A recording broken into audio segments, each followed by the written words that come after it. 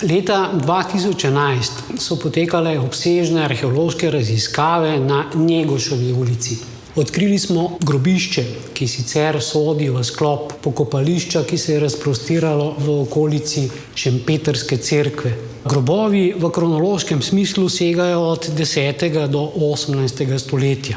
Med njimi pa prav posebno mesto nedvomno zaseda naš vitez.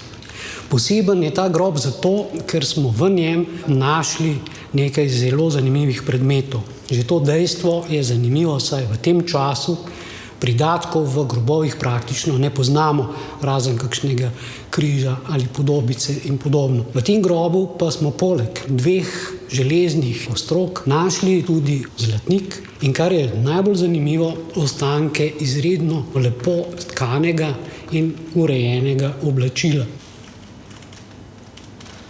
V delo sem dobila arheološke ostanke vitezovega oblačila. Večino dela je predstavljalo odstranjevanje nečistoč in organskih materialov ter kosti od njegovega oblačila. Pri tem smo morali postopati z zelo rahlimi potezami in blagimi sredstvi, ker so materiali zelo krhki.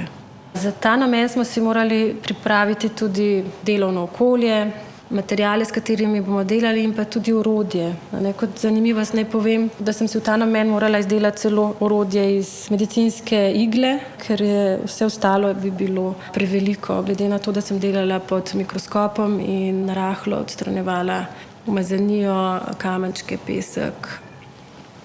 Preden smo se pa lotili dela, smo poslali vzorce na analizo, ki nam je potrdila naše domneve, da gre za srebrn trak okoli preje in za pozlato. Presenečeni smo pa bili ob ugotovitvi, da je ohranjena tkanina dejansko svila. Takrat, v tistem času, je bila svila tudi dražja od zlata. Celoten konzervatorski restavratorski postopek je trajal celih 9 mesecev. Zgodba našega viteza pa se je pravzaprav odvila šele potem, ko smo začeli razmišljati, zaradi česar je ta vitez umrl. Na pomoč so nam priskočili antropologi, ki so nam postregli z nekaj zanimivimi podatki. Namreč pokojnik moškega spola seveda je bil visok 165 centimetrov, umrl pa je star nekje 30 do 34 let. Najbolj zanimivo pa je to, da je očitno umrl zaradi res hudih vnetij v ustni votlini.